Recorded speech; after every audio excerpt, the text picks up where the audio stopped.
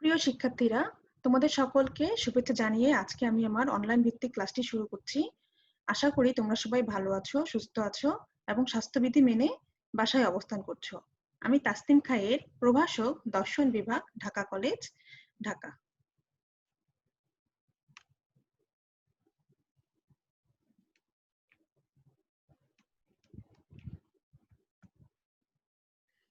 Fourth ইয়ারের শিক্ষার্থীরা, আজকে তোমাদের জন্য আমার এই ক্লাসটি। তোমরা জানো যে তোমাদেরকে আমি 3টি কোর্স পড়িয়ে থাকি। একটি হচ্ছে রাষ্ট্র দর্শন, একটি হচ্ছে সমাজ দার্শনিক বৃন্দ, একটি হচ্ছে মার্ক্সীয় দর্শন।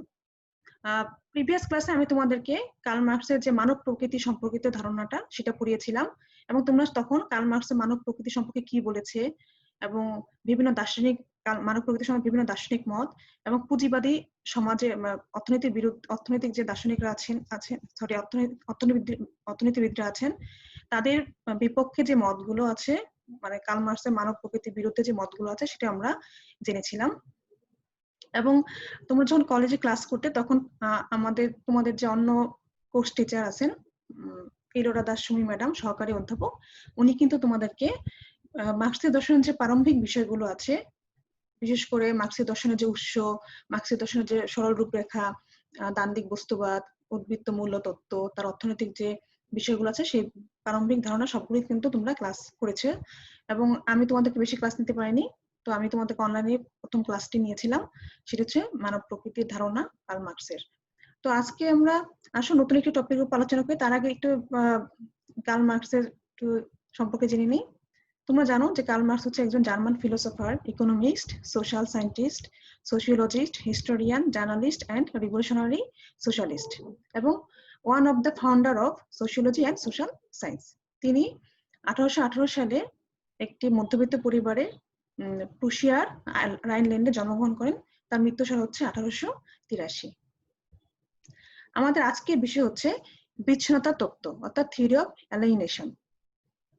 আসলে আমরা এখন দেখে নিই যে বিচ্ছিন্নতা বলতে আসলে প্রাথমিকভাবে যে বিচ্ছিন্নতা বলতে আমরা কি বুঝি। Alienation is a socio-psychological condition which denotes a state of estrangement of individuals from themselves or from others or from a specific situation or process. অর্থাৎ বিচ্ছিন্নতা বলতে বোঝাচ্ছে এমন একটি সামাজিক মনস্তাত্ত্বিক ব্যাপার যেখানে কোনো একজন ব্যক্তি বা একজন ব্যক্তি হচ্ছে একটি অবস্থা থেকে বা একটি প্রসেস থেকে বা অন্যান্য মানুষের থেকে নিজেকে একা মনে করে, বা সে সেখানে ফ্রেন্ডলি হতে পারে না বা মিশতে পারে না। যেমন ধরো, তোমরা যদি আমরা নর্মালি বলি যে কেউ যদি নতুন কোনো জায়গায় যায়, তাহলে সে কিন্তু এখানে যায় অ্যাডাপ্ট করতে পারে বা তার সাথে মিশতে পারছে না, কারণ সেই পরিস্থিতির সাথে সে হচ্ছে মিশে যেতে পারছেন, তখন কিন্তু সে নিজে নিজে একটু বিচ্ছিন্ন হয়ে যায় তার কাছ থেকে। তো আমরা নর্মালি সেটাই বলতে পারি যে কোনো জায়গায় যেয়ে যদি আমি আমার যে বন্ধুত্ব সুলভ যে মনোভাবটা, যে আচরণটা আছে সেটা আমি করতে পারছি না, বা কোনো সোশ্যাল গ্রুপ থেকে আমি আসলে ডিস্টেন্স হয়ে যাচ্ছি, বা আমাদের হচ্ছে একটা বিচ্ছিন্নতা হয়ে যেতে পারে। এটাকে বলা হচ্ছে আসলে বিচ্ছিন্নতা। অর্থাৎ আবার যদি আমরা একদম সিম্পল সেন্সে বলি বা সাধারণ অর্থে বলি, যে alienation occurs when a person withdraws or becomes isolated from their environment or from other people. অর্থাৎ যখন সে নিজেকে কোনো ব্যক্তি যখন নিজেকে পুরোপুরি আইসোলেশন করে ফেলে, একদম সম্পূর্ণ আলাদা করে ফেলে কোনো একটি পরিবেশ থেকে বা অন্য কোনো মানুষ থেকে বা অবস্থা থেকে, তাহলে সেটা হচ্ছে আসলে বিচ্ছিন্নতা। তাহলে বিচ্ছিন্নতা বলতে একভাবে কিন্তু বোঝা যাচ্ছে যে alienation is a sense of powerlessness, অর্থাৎ সে যখন কোনো শক্তিহীনতায় ভুগতেছে বা তার কোনো শক্তি পাচ্ছে না, একটা সেন্সে বলতে পারি যে তার কোনো মানে শক্তির নিঃশক্তি হয়ে যাচ্ছে বা শক্তিটা কমে যাচ্ছে, সেটা একটা এক ধরনের বিচ্ছিন্নতা। অথবা আক্ষরিক অর্থে যেটা বলতে পারি, the literal meaning of the alienation is being separate, অর্থাৎ আমরা আক্ষরিক অর্থে বলতে পারি যে বিচ্ছিন্নতা হচ্ছে একবারই পুরোপুরি সেপারেট হয়ে যাওয়া কোনো একটা পরিবেশ থেকে, প্রসেস থেকে। আসলে যে বিচ্ছিন্নতা সম্পর্কে ধারণাটা আসলে এখানে কার্ল মার্কসই প্রথম নিয়ে আসেন। তার আগেও বিভিন্ন ধর্মীয় এবং দার্শনিক মতের মধ্যে আমরা আসলে বিচ্ছিন্নতা সম্পর্কিত শব্দটি পাই। তবে দেখো দেখিনি যে বিচ্ছিন্নতা শব্দটি আমরা কোথায় কোথায় পেয়েছি। খ্রিস্ট ধর্মে দেখা যায়, বাইবেলে বলা আছে যে বিচ্ছিন্নতা বলতে ঈশ্বর থেকে মানুষের বিচ্ছিন্ন হওয়াকে বোঝায়। হিন্দু ধর্মে উপনিষদে ঋষিরা তাদের শিষ্যদের প্রকৃতি, সমাজ, নিজেদের শরীর, এমনকি তারা যা কিছু নিজেদের মনে করে তার সবকিছু থেকে বিচ্ছিন্ন হওয়ার মাধ্যমে পরম ব্রহ্মের সাথে একাত্মতা হওয়ার উপদেশ দেন। এভাবে সবকিছু থেকে বিচ্ছিন্ন হওয়ার মাধ্যমে মুক্তি লাভ সম্ভব বলে তারা মনে করেন। বৌদ্ধ ধর্মে আমরা এটা জানতে পারি বিচ্ছিন্ন সম্পর্কে, যে সমাজের সব রকম কামনা বাসনা ইচ্ছা আসক্তি থেকে বিচ্ছিন্ন হওয়ার মাধ্যমে আত্মশুদ্ধি ও মুক্তি লাভের কথা বলা হয়েছে। অর্থাৎ এখানেও কিন্তু বিচ্ছিন্নতার কথাটা পাওয়া যাচ্ছে।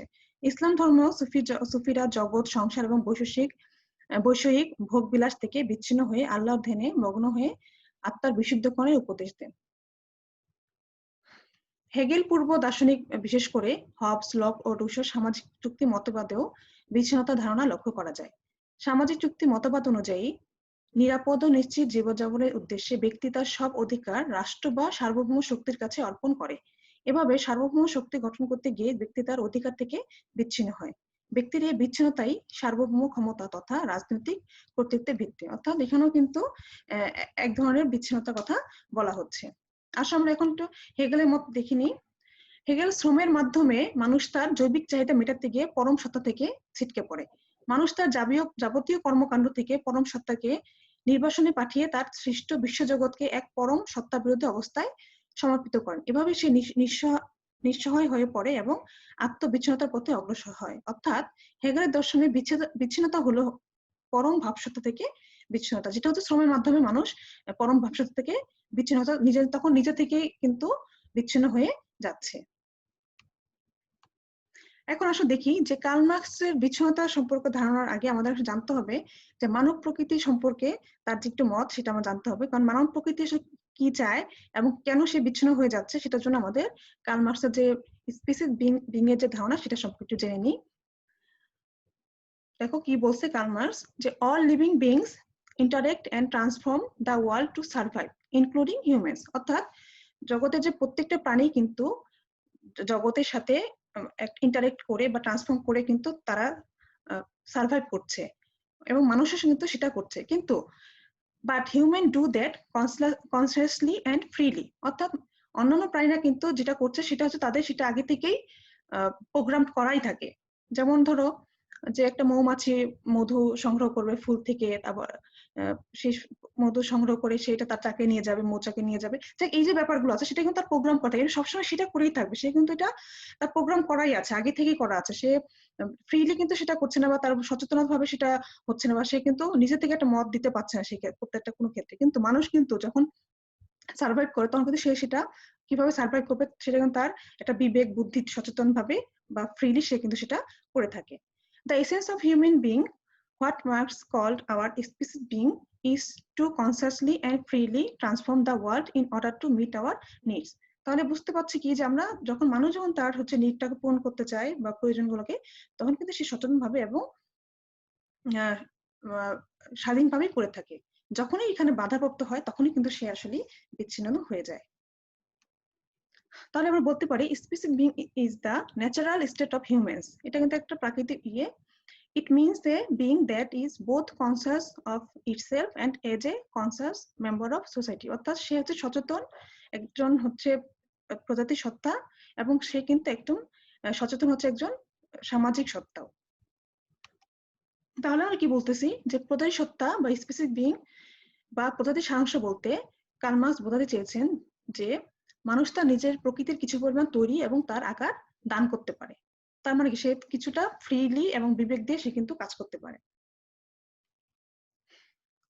আসলে আমরা একটু কোটেশন দেখে নিই। তার যে দুটি বই আছে সেই বই থেকে তার কোটেশন দেখলে তা বোঝা যায় যে সে আসলে মানুষের প্রজাতি সত্তা সম্পর্কে কি বলেছেন।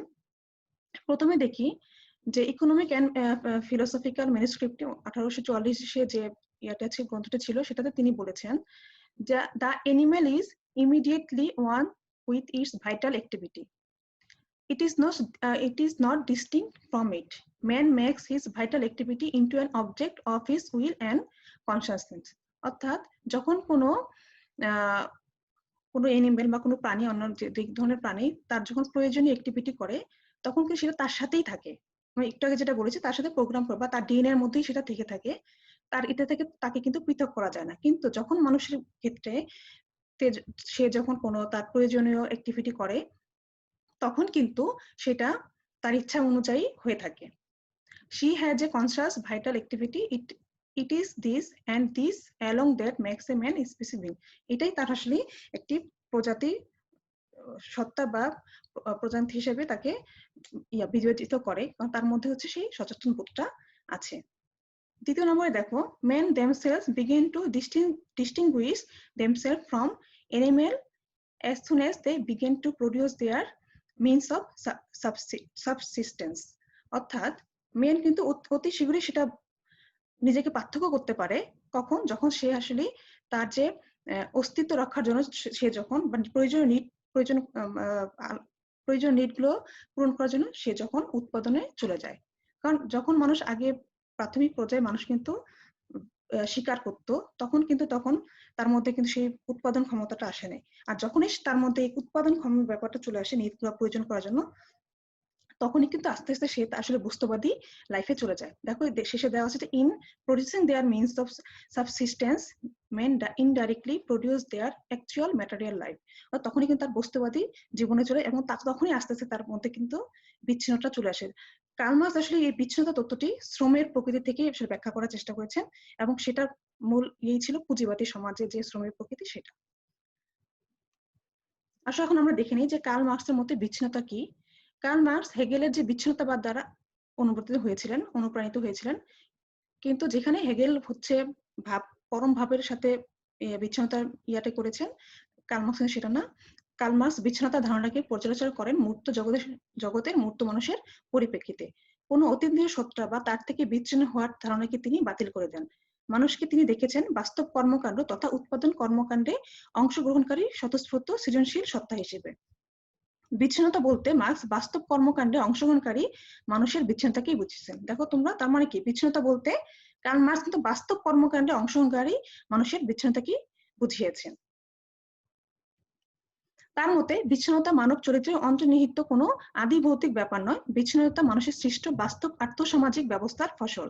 ব্যক্তি মালিকানা ভিত্তিক আর্থসামাজিক ব্যবস্থায় উৎপাদকের সাথে উৎপাদিত দ্রব্যের বিরোধাত্মক ও বৈরিতামূলক সামাজিক সম্পর্কের কারণে উৎপাদকের অধিকার বোধ ও আত্ম উপলব্ধি বোধের ক্ষেত্রে যে ব্যবধান বা দূরত্ব তৈরি হয়, তাই হচ্ছে বিচ্ছিন্নতা। মার্কস তার বস্তুবাদকে সমাজের ক্ষেত্রে প্রয়োগ করেন। তোমরা নিশ্চয়ই জানো যে বস্তুবাদটা কি, তোমরা দান্দিক বস্তুবাদ পড়েছো, বা যেটা আমরা বলি ঐতিহাসিক বস্তুবাদ কার্ল মার্কসের, যে সমাজের যে ভিত্তিটা সেটাই কিন্তু আসলে বস্তুবাদী অর্থাৎ বৈষয়িক। তিনি কখনোই মনে করতেন না যে সমাজের যে এই যে গতি, যে প্রকৃতি, সেটা কোনো কারো খেয়াল খুশি মতো হয়। সেটা হচ্ছে তোমার দান্দিক প্রক্রিয়ায় সেটা গতি এবং পরিবর্তন হয় সমাজে, এবং সেটাকে কিন্তু আমরা বলতে পারি যে কার্ল মার্কস যে দান্দিক বস্তুবাদী যে ধারণা, সেটা আমরা বলে থাকি। অর্থাৎ এই সমাজের গতিটা হচ্ছে তোমার দান্দিক প্রক্রিয়ার মাধ্যমে, এবং সমাজের ভিত্তিটা হচ্ছে তোমার বস্তুবাদী অর্থাৎ বৈষয়িক। তাহলে তার সামনে যখন তিনি এই যে বিচ্ছিন্নতা ধারণাটা যখন তিনি দিলেন, সেটা কি? পুঁজিবাদী যে সমাজ তার উপর ভিত্তি করি। তার সামনে তখন কিন্তু পুঁজিবাদী সমাজটা ছিল। স্বাভাবিকভাবেই তিনি পুঁজিবাদী সমাজের প্রকৃতি বিশ্লেষণ করে তার গতি ও প্রকৃতি বিকাশের নিয়ম আবিষ্কার করেন। পুঁজিবাদী সমাজের এই নিয়ম হলো উদ্বৃত্ত মূল্যের নিয়ম। এই সমাজে দুটি পরস্পর বিরোধী শ্রেণী বিদ্যমান, পুঁজিপতি শ্রেণী ও শ্রমিক শ্রেণী। পুঁজিপতির সাথে শ্রমিকের সম্পর্ক বৈষম্যমূলক, শোষণমূলক।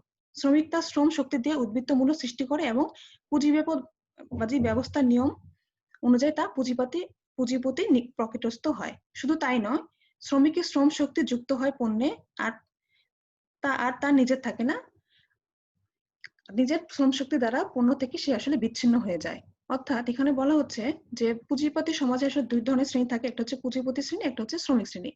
এবং তোমরা উদ্বৃত্ত মূল্য তত্ত্বে পড়েছিলে যে উদ্বৃত্ত মূল্যটা কোনটা, যখন হচ্ছে পুঁজিপতি শ্রেণী হচ্ছে একটা নির্দিষ্ট কর্মঘণ্টার বিনিময়ে নির্দিষ্ট একটা মজুরি দিয়ে থাকে শ্রমিককে, সেটা কম দিয়ে থাকে। কিন্তু যখন হলো অতিরিক্ত শ্রমিক যখন অতিরিক্ত একটা শ্রম দেয়, এই অতিরিক্ত শ্রমের বিনিময়ে কিন্তু পুঁজিপতি কোনো তোমাকে মানে শ্রমিককে কোনো মজুরি দিচ্ছে না, এবং সেই অতিরিক্ত শ্রমের যে তোমার পণ্যটা হচ্ছে, সেই পণ্যটা বিক্রি করে যে লাভটা হচ্ছে, সেটা কিন্তু পুরাটাই পুঁজিপতি নিয়ে যাচ্ছে। তার মানে এখানে শ্রমিক কিন্তু শোষিত হচ্ছে, এবং তখন কিন্তু শ্রমিকের মনে আস্তে আস্তে এই যে পুরা যে অবস্থাটা উৎপাদন ব্যবস্থা, সেটা সম্পর্কে তার মধ্যে একটা নৈরাশ্যের সৃষ্টি হচ্ছে, এবং উৎপাদনের যে সে যে পণ্যটা হচ্ছে সেটা থেকে কিন্তু সে বিচ্ছিন্ন হয়ে যাচ্ছে। তাহলে শ্রমিক তার অধিকারটা হারাচ্ছে তার উৎপাদিত পণ্য থেকে। এভাবে শ্রমিক নিঃস্ব হয়ে পড়ে, বিচ্ছিন্নতার সমস্যায় নিপতিত হয়। শোষণ ও বিচ্ছিন্নতা পুঁজিবাদী সমাজের দুটি প্রধান সমস্যা। এই সমস্যার মূলে রয়েছে পুঁজিবাদী সমাজের অভ্যন্তরীণ দ্বন্দ্ব। এই দ্বন্দ্ব হলো পুঁজি ও শ্রমের দ্বন্দ্ব, সম্পত্তিতে ব্যক্তি মালিকানার সাথে উৎপাদনের সামাজিক চরিত্রের দ্বন্দ্ব, অর্থাৎ উৎপাদন হয় সামাজিকভাবে অথচ মালিকানা ব্যক্তিগত। পুঁজিবাদী সমাজ ব্যক্তি মালিকানা ভিত্তিক। সম্পত্তিতে ব্যক্তিগত মালিকানার কারণে এই সমাজে অর্থনৈতিক বৈষম্যের সৃষ্টি হয় এবং এই বৈষম্য থেকে জন্ম নেয় শোষণ ও বিচ্ছিন্নতার সমস্যা। পুঁজিবাদী সমাজে মানুষের মাঝে সম্পর্ক পরিণত হয় কেনা বেচার সম্পর্কে তথা লেনদেনের সম্পর্কে। পুঁজিপতি শ্রমিকের শ্রম কিনে নেয় আর শ্রমিক পুঁজিপতির কাছ থেকে তার শ্রম শক্তি বেচে দিতে বাধ্য হয়। এভাবে পুঁজিবাদী সমাজে মানবিক সম্পর্কিত পরিণত হয় বাণিজ্যিক সম্পর্কে বা অমানবিক সম্পর্কে। অর্থাৎ দেখো এখানে কিন্তু আসলে পুঁজিপতি এবং যে শ্রমিক তাদের মধ্যে একটা দ্বন্দ্ব সৃষ্টি হয়ে যায় এবং বৈষম্য সৃষ্টি হয়। পুঁজিপতি সবসময় চেষ্টা করে তাদেরকে শোষণ করার, শ্রমিকদেরকে শোষণ করার। এবং সেখানে কিন্তু শ্রম মানে যে শ্রমিক সে কিন্তু শ্রম দিতে বাধ্য হয়, মানে তাকে একটা যাতা করে সে একটা পৃষ্ঠ হতে থাকে, মানে পুঁজিপতি মালিকদের। এবং সেই সম্পর্কের সৃষ্টি হয় কি একটা অমানবিক সম্পর্ক সৃষ্টি হয় এবং তাদের মধ্যে এই অভ্যন্তরীণ দ্বন্দ্ব লেগে থাকে এবং তারা কিন্তু তখন একটা কর্ম পরিবেশ থেকে কিন্তু সে একটা নৈরাশ্য সৃষ্টি হয় এবং সে কিন্তু তখন বিচ্ছিন্ন তার সমস্যায় পড়ে যায়। বিচ্ছিন্নতা বলতে মার্কস মূলত বিচ্ছিন্ন শ্রমকেই বুঝিয়েছেন। কাজেই বিচ্ছিন্নতার সমস্যাকে বুঝতে হলে শ্রমের প্রকৃতিকে বুঝতে হবে, কারণ বিচ্ছিন্নতার সমস্যা শ্রমের প্রকৃতির মধ্যেই নিহিত। শ্রমের দুটি দিক আছে, একটি হচ্ছে শ্রম একটি সৃজনশীল শক্তি যা মানুষকে মানুষ বানায়, মানুষ রূপে গড়ে তোলে। অন্যদিকে শ্রম বিচ্ছিন্ন শ্রমে পর্যবেসিত হয় যা মানুষকে বিকৃত ও অধঃপতিত করে। বিচ্ছিন্ন শ্রমের ধারণা মানব ইতিহাসে বীরত্বক চরিত্র তুলে ধরে। বিষয়টি স্পষ্ট হয়ে ওঠে মার্কসের এই বক্তব্যে দিয়ে। এটা সত্য যে শ্রম ধনীদের জন্য চমৎকার সব জিনিস বানায় কিন্তু শ্রমিকের জন্য সৃষ্টি করে দারিদ্র। শ্রম প্রাসাদ তৈরি করে কিন্তু শ্রমিকের জন্য বানায় খুপড়ি। তার সৌন্দর্য সৃষ্টি করে কিন্তু শ্রমিকের জন্য বিকৃততা বা বিকৃতি। শ্রমকে সরিয়ে সে জায়গায় যন্ত্র স্থাপন করে এবং অন্য অংশকে যন্ত্রে পরিণত করে। শ্রম বুদ্ধিবৃত্তির বিকাশ ঘটায় কিন্তু শ্রমিকের জন্য নির্বুদ্ধিতা ও সংকীর্ণতা সৃষ্টি হয়। অর্থাৎ কি, এই যে শ্রমিক যে শ্রম দিচ্ছে তার বিনিময়ে কিন্তু ধনীরা ধনী হয়ে যাচ্ছে, পুঁজিপতিরা আরো বেশি লাভবান হচ্ছে, কিন্তু তারা শ্রমিকরা কিন্তু কিছুই পাচ্ছে না, তারা কিন্তু শোষিত হচ্ছে। তাহলে শ্রম হচ্ছে শ্রমিকরা শ্রমের মাধ্যমে পুঁজিপতিদের জন্য প্রাসাদ তৈরি করছে কিন্তু নিজেদের জন্য কিন্তু দুঃখ ছাড়া কিছুই আনতে পারছে না। এবং এটাও হয়েছে যে যখন হচ্ছে এই যে পুঁজিবাদী সমাজ যখন বিকশিত হয় তখন কিন্তু সাথে সাথে কিন্তু এই যে যান্ত্রিক যে যুগের সূচনা হয় এবং শ্রমিকের স্থলে কিন্তু যন্ত্র হচ্ছে স্থান করে না, তখন কিন্তু সে কিছুটা পরিমাণ কাজও হারিয়ে ফেলে এবং তখন সে তার নিজের প্রয়োজনীয় নিডটাকে পূরণ করার জন্য কিন্তু বাধ্যতামূলক শ্রম বেচতে হয় এবং সেক্ষেত্রে তার কিন্তু যে নৈরাশ্য সৃষ্টি হয় তখনই কিন্তু সে এই বিচ্ছিন্ন বোধ করে, নিজের থেকে সবকিছু থেকেই নিজেকে বিচ্ছিন্ন বোধ করে। তোমরা দেখো যে বিচ্ছিন্ন শ্রম মানুষকে একদিকে তার বাইরের প্রকৃতি বস্তু জগৎ এবং অন্যদিকে নিজের প্রকৃতি সত্তা থেকে বিচ্ছিন্ন করে। কারণ কি, সে কিন্তু তখন যেটাকে তোমরা দেখেছো যে মানব সত্তাতে সে কিন্তু ফ্রিলি কাজ করতে পছন্দ করে, সে কিন্তু সচেতন ভাবে কাজ করবে। মানব সত্তা কিন্তু বা প্রজাতি সত্তা কিন্তু ফ্রিলি কাজ করে।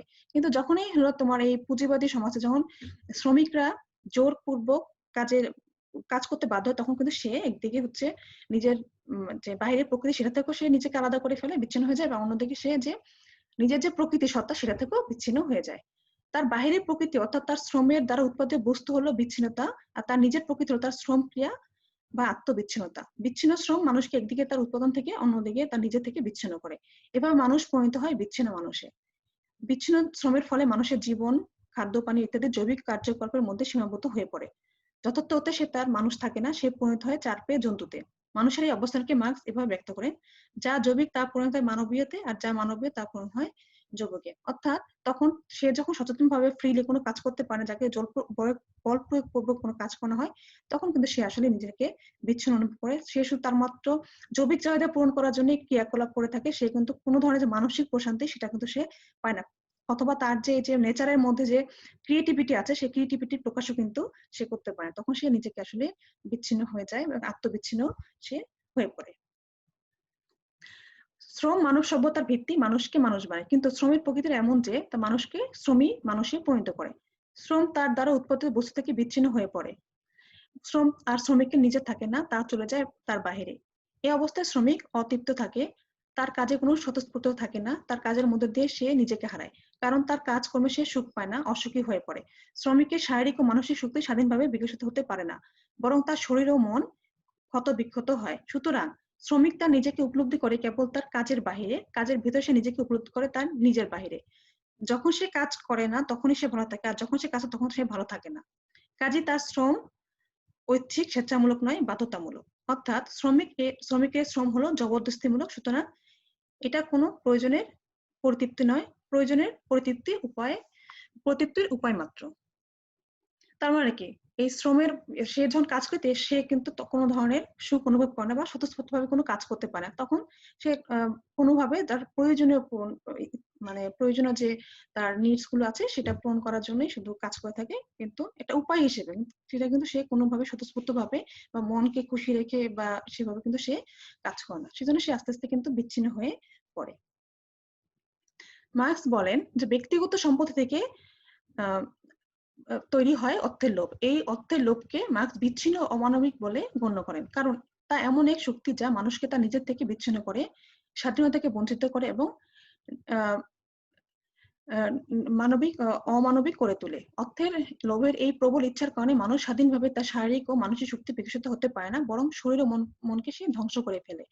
তার উৎপাদন ক্রিয়াকলাপ তারই বিরুদ্ধে দাঁড়ায়, তার থেকে আলাদা হয়ে যায়, অর্থাৎ তা আর তার নিজের থাকে না। অর্থের লোভের ইচ্ছা এমন এক শক্তি যা মানুষকে অর্থের মানদণ্ডে বিচার করতে বাধ্য করে, যা মানুষের সৃজনশীল ক্রিয়াকলাপকে প্রণীত করে বাধ্যতামূলক বিচ্ছিন্ন শ্রমে, এবং যা তাকে করে তোলে নৈমিত্তিক।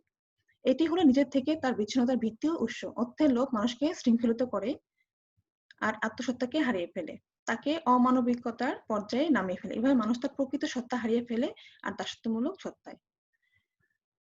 তাহলে বুঝতে পারছো যে মানুষ আসলে কিভাবে, মানে একটা শ্রমিক, বিশেষ করে যেহেতু কার্ল মার্কস দৃষ্টিভঙ্গিতে শ্রমিক তার সত্তাটাকে কিভাবে হারিয়ে ফেলছে। আর তোমরা এখন বাস্তব জীবনে কিন্তু আমরা এটি দেখতে পাচ্ছি যে আমরা আসলে পুঁজিবাদী সমাজের পড়ে বা এত যান্ত্রিক হয়ে গেছে যে আমরা আসলে নিজে থেকে নিজে এখন কিন্তু বিচ্ছিন্ন হয়ে পড়ছে। অনেক কিছু আমরা নিজের ইচ্ছে মতো করতে পারছি না, বা আমাদের মধ্যে লোভ লালসা এত বেশি সৃষ্টি হয়েছে, যেটা মার্কস অনেক আগেই অনুধাবন করতে পেরেছিলেন। আমরা বর্তমান কালে কিন্তু এটা দেখতে পাচ্ছি। দেখো, কার্ল মার্কসের একটু উনি লিখেছিলেন বিচ্ছিন্নতা সম্পর্কে লেখা, যে the alienation of the worker is express Das: the more he produce, the less he can consume; the more value he creates, the less value he has. Labor produce fabulous things for the rich, but misery for the poor. Machines replace labor and job diminish, while other workers turn into machines. তো একটু আগে আমরা এটা বললাম যে আসলে শ্রমিকরা শ্রমের বিনিময়ে হচ্ছে বড়লোকদের জন্য বা পুঁজিপতির জন্য প্রাসাদই তৈরি করছে, ভালো জিনিস তৈরি করছে, কিন্তু নিজেরা আসলে কিছুই কনজিউম করতে পারছে না। তারা হচ্ছে চাকরি হারাচ্ছে, তাদের স্থানে হচ্ছে যন্ত্র হচ্ছে তারা রিপ্লেস করছে, মানে একটা অস্থির অবস্থায় কিন্তু সৃষ্টি হচ্ছে। এখন আমরা দেখি যে আমরা এতক্ষণ যে আলোচনা করলাম, তাহলে আমরা যদি বলি যে বিচ্ছিন্নতার উৎসগুলো আসলে কি, তাহলে কিন্তু আমরা এক কথায় বলতে পারি যে পুঁজিবাদী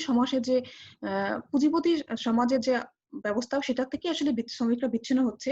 এই ব্যবস্থা করে সেই ব্যবস্থার মধ্যে উদ্বৃত্ত মূল্যতত্ত্ব আসছে তোমার, তারপরে আসছে হচ্ছে যে ব্যক্তি মালিকানার যে বিষয়টা। আগে কিন্তু মানুষের মধ্যে ব্যক্তি মালিকানা সেই বিষয়টা ছিল না। আগে কিন্তু সবাই একসাথে খাবার খেত, একসাথে সবকিছু করতো, তখন তাদের মধ্যে ছিল ওই ফিল, মানে আমরা হলো চিন্তা করি, এই ধারণা ছিল। কিন্তু এখন মানুষের মধ্যে চলে আসছে আই ফিল, মানে আমার যে চিন্তা, আমি যে করতে করতে যে আমার যে চিন্তা চলে আসছে, আমার ধারণা চলে আসছে, সেটা থেকে কিন্তু আসলে মানুষের মধ্যে বিচ্ছিন্নতা গড়ে সৃষ্টি। মানুষ নিজের সম্পত্তি নেওয়ার চেষ্টা করতেছে, নিজে একটা ব্যক্তি মালিকানা কোনো একটা সম্পত্তি নিচ্ছে, এই সম্পত্তির ধারণা থেকে কিন্তু আসলে বিচ্ছিন্নতা আসে। তাহলে কি আমরা বুঝতে পারি যে পুঁজিবাদী সমাজে যে শোষণ, তারপর হচ্ছে ব্যক্তিগত সম্পত্তি, তারপর হচ্ছে দাসত্বের যে জোরপূর্বক যে কাজ করানো, এই বিভিন্ন কারণ থেকে কিন্তু আসলে বিচ্ছিন্নতা তৈরি হচ্ছে।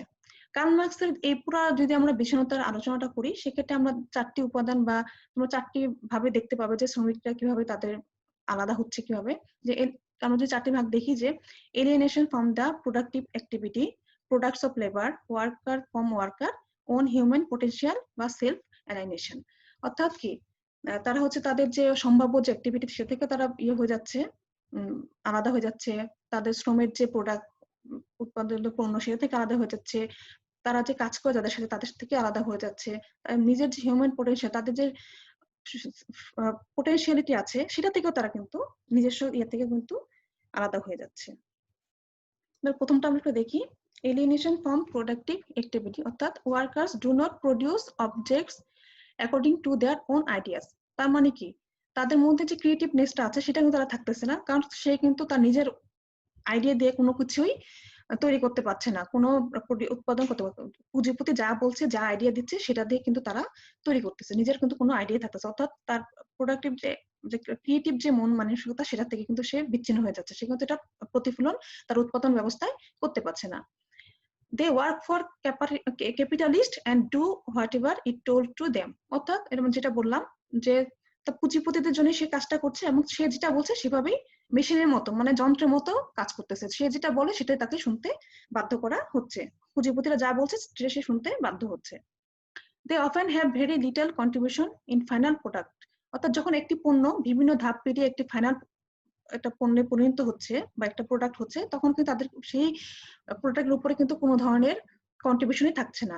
যেমন এক্সাম্পল হিসেবে অ্যাসেম্বলি লাইন ওয়ার্কার্স, অর্থাৎ এমন অনেক ধরনের প্রোডাক্ট আছে যে, ধরো গার্মেন্টস এর কথা যদি বলি, একটা একটা ধরো একটা টি শার্ট তৈরি হচ্ছে, কেউ হচ্ছে কলার লাগাচ্ছে, কেউ হাতা লাগাচ্ছে, মানে বিভিন্ন পার্টস এর কাজ কিন্তু এক এক ব্যক্তি নির্দিষ্ট করে দেওয়া হচ্ছে, অর্থাৎ পুরো কাজটার মধ্যে কিন্তু কোনো ওয়ার্কার কিন্তু জড়িত হতে পারছে না। তাহলে অ্যাসেম্বলি লাইন ওয়ার্কার্স বলতে বোঝাচ্ছে যে কোনো একটা কাজ করতেছে, তো সেক্ষেত্রে পুরো যে প্রোডাক্টটা হচ্ছে, ফাইনাল যে প্রোডাক্ট হচ্ছে সেটার মধ্যে কিন্তু শ্রমিকের কোনো ধরনের কন্ট্রিবিউশনই থাকছে না, এবং সে কিন্তু কিছু মানে তার যে আইডিয়া দেওয়া বা তার যে কোনো ধরনের ক্রিয়েটিভ ইয়া করা সেটা কিন্তু তারা পাচ্ছে না। পুঁজিপতি ব্যবস্থায় এই কাজগুলো দ্রুত করার মাধ্যমে তারা হচ্ছে শুধুমাত্র মুনাফার দিকেই নজর দিচ্ছে, এখানে কিন্তু শ্রমিকদের যে কোনো ক্রিয়েটিভ ইয়া সেটা কিন্তু তারা খেয়াল করছেন না পুঁজিপতিরা। 2 নম্বর দেখো যে তারা শ্রম প্রোডাক্টস অফ লেবার থেকে তারা বিচ্ছিন্ন হচ্ছে। Product of labour belongs to capitalist not workers. এই যে পণ্যটা যে পাচ্ছে তারা, সেটা কিন্তু শুধুমাত্রই পুঁজিপতিদের জন্য, এটা কিন্তু শ্রমিকের জন্য হচ্ছে না। Capitalist sells the products in market for profit, অর্থাৎ এই যে পণ্যটা সেটা হচ্ছে পুঁজিপতিরা হচ্ছে তাদের মুনাফার জন্য বিক্রি করছে।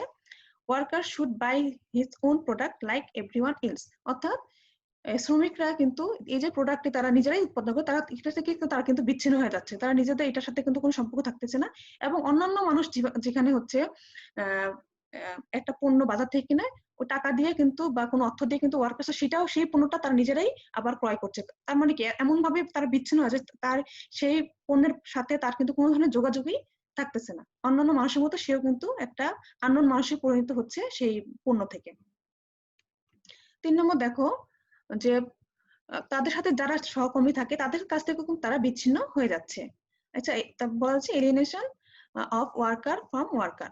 Capitalism forces workers into competition with each other, so other workers are seen not as fellow humans but as competitors or enemies, অর্থাৎ তাদেরকে ক্যাপিটালিস্টরা এমন ভাবেই আসলে কর্মের পন্থা বা এমন ভাবে একটা সিচুয়েশন তৈরি করে দেয় যে সেখানে যে তাদের সাথে যে সহকর্মীরা থাকে তাদের সাথে একটা কম্পিটিশনের ভাব তৈরি হয় বা হচ্ছে একটা শত্রু সম্পর্ক তৈরি হয়।